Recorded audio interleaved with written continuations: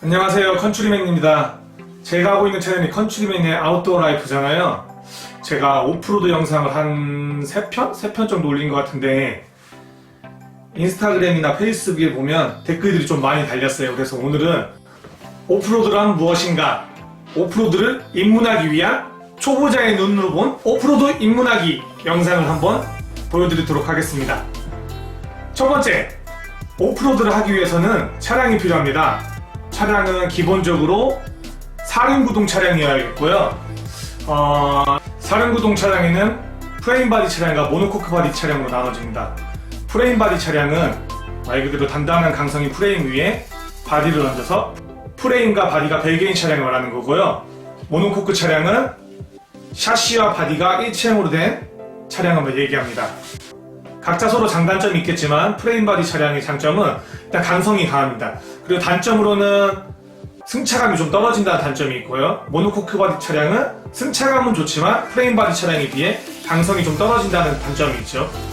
오프로드를 하기 위해서는 기본적으로 프레임 바디 차량을 선택하셔야 합니다. 오프로드가 험난한 지형을 가고 또 언제 어떤 일이 일어날지 모르고 분함이 되는 경우도 많기 때문에 강성이 약한 모노코크 바디 차량의 경우에는 차례가 뒤틀리는 현상이 좀 많이 발생하곤 합니다. 그래서 우측에 보이시는 이 프레임 차량들 중에서 선택하시기 바랍니다. 그럼 이제 차종은 어느 정도 간추려졌고, 자, 두 번째, 그럼 이제 튜닝을 한번 알아볼까요? 튜닝은 말로 직접 설명하는 것보다 직접 자동차로 가서 한번 보시죠. 자, 쏙! 자, 이 차량이 오프로드 차량입니다. 튜닝에 대해서 설명해 드릴게요. 튜닝에 대해서 오프로드 튜닝은 가장 중요한 게 자동차 바퀴 튜닝이에요. 자동차 바퀴가 커지면 커질수록 오프로드에 더 유리하기 때문이죠. 흔히 저희가 저처럼 다리가 긴 사람이 한 보폭을 걸을 때 다리가 짧은 사람보다 더 멀리 갈 수 있는 것처럼 오프로드 타이어도 바퀴가 크면 클수록 바위나 산을 올라갈 수 있는 지형지으로 올라갈 수 있는 확률이 높기 때문에 큰 바퀴를 선호하는 게 오프로드 차량의 특징입니다. 영상에서 보시는 것처럼 타이어의 홈이 이렇게 많이 퍼져 있죠. 현재 이 차량은 한국 타이어의 다이나프로 MT 타이어를 장착하고 있습니다. 오프로드 타이어의 MT 타이어란 무엇이냐면 모드 트레인의 약자입니다. 보다 진입기가 홈로를 더 갈 수 있도록 홈이 깊게 파여 있습니다. 데일리카로 세미 오프로드를 즐기시는 분들은 ATM 타이어도 많이 장착하고 있는데요. 이 차량 같은 경우는 MT 타이어를 장착하고 있습니다. 인터넷 카페나 글을 검색해 보시면은 3일 세팅이다, 3일 세팅이다, 33 세팅이다 이런 말들이 많이 있는데요. 타이어 사이즈를 나타내는 단어입니다. 자, 이 차량 같은 경우는 어두워서 잘 안 보이니 후레쉬를 한번 비춰볼게요. 여기 보이시면은 보이세요? 33 세팅 33인치 타이어를 끼고 있다고 해서 흔히 말하는 33 세팅 차량입니다. 자, 큰 타이어죠. 근데 이렇게 큰 타이어를 꽂기 위해서는 리프트업과 바디업을 해야 되는데 리프트업과 바디업을 설명드릴게요. 자, 이렇게 큰 타이어를 꽂기 위해서는 기존의 순정 차량에는 이렇게 큰 타이어가 들어가지 않아요. 그렇기 때문에 리프트업이란 걸 하는데요. 리프트업이란 순정인 차량에 저기 보이시면 스프링과 댐퍼 보이시죠?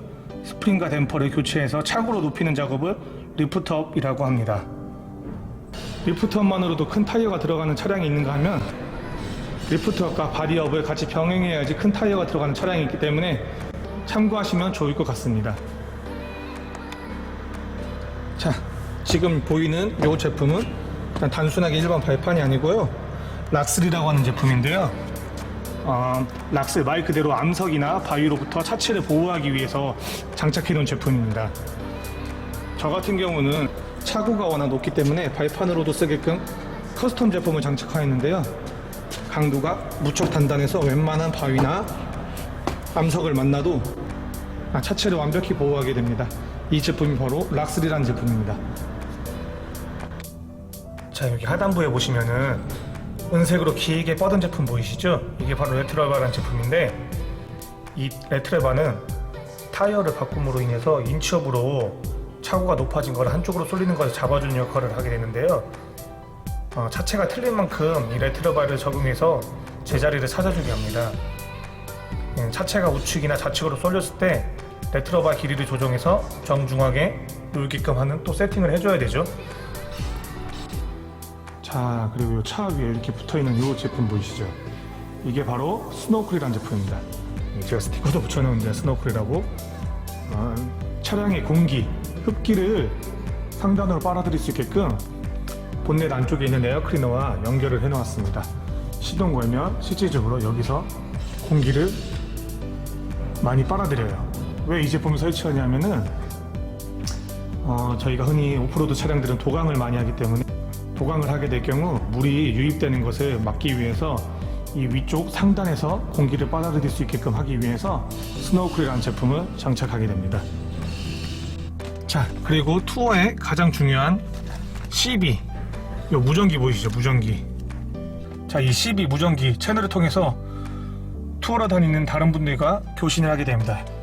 핸드폰만으로는 산속에서 터지지 않기 때문에 이 CB 무전기가 꼭 필요합니다. 필수로 다루셔야겠죠? CB를 달기 위해서는 이 앞에 저 본넷에 보이시는 CB 안테나도 필수로 같이 달아줘야 합니다. 이 차량 같은 경우는 이 뒷 디퍼런셜에 TF 락커라는 제품이 들어가 있는데요. 이 락에는 뭐 AD 락, TF 락, AIB 락 등이 많은데요. 기술적으로 설명하기엔 너무 영상이 길어지니까 간단하게 그냥 락이란 무엇인가에 대해 설명해 드릴게요. 락이란 아무리 사륜구동 차량이라고 하더라도 험로나 그립을 잃어버리는 경우에는 양쪽 바퀴가, 안쪽 바퀴, 바깥쪽 바퀴가 균등하게 돌아가지 않는 경우가 많아요. 이런 경우에는 험로 탈출하는데 아무래도 이런 경우는 험로 탈출이 힘들기 때문에 이 락커라는 제품을 장착해서 안쪽 바퀴와 바깥쪽 바퀴가 1대1로 항상 같이 맞물리게끔 돌아주는 제품을 이 제품에 장착한 TF 락커라고 합니다. 락은 오프로드 차량에 꼭 장착하시는 게 좋아요. 락이 있는 차량과 없는 차량은 다음번에 기회가 되면 영상으로 한번 보여드릴게요. 자, 그리고 앞에 요 커버 보이시죠? 커버 쇠로 된 요 커버, 흔히 맨 앞에 있다고 해서 1번 커버라고 하는데요. 오프로드 초보 입문자들에게는 1번 커버는 필수입니다.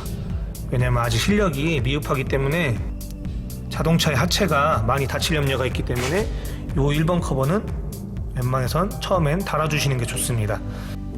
자, 이번에는 군환용품인데요. 여기 보이는 이게 트랙션바, 뭐 눈이나 모드 진흙길에 빠졌을 때 차량의 그립을 좀 더 만들어주기 위해서 트랙션바를 타이어에 깔고서는 험로로 탈출하는 용도로 쓰이고요.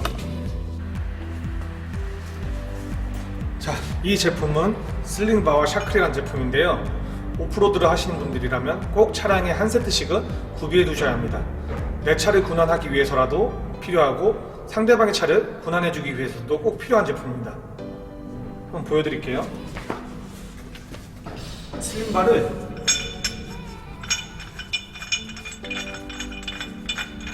이렇게 샤클에 연결을 하고 프레임에, 전체 바디 프레임에,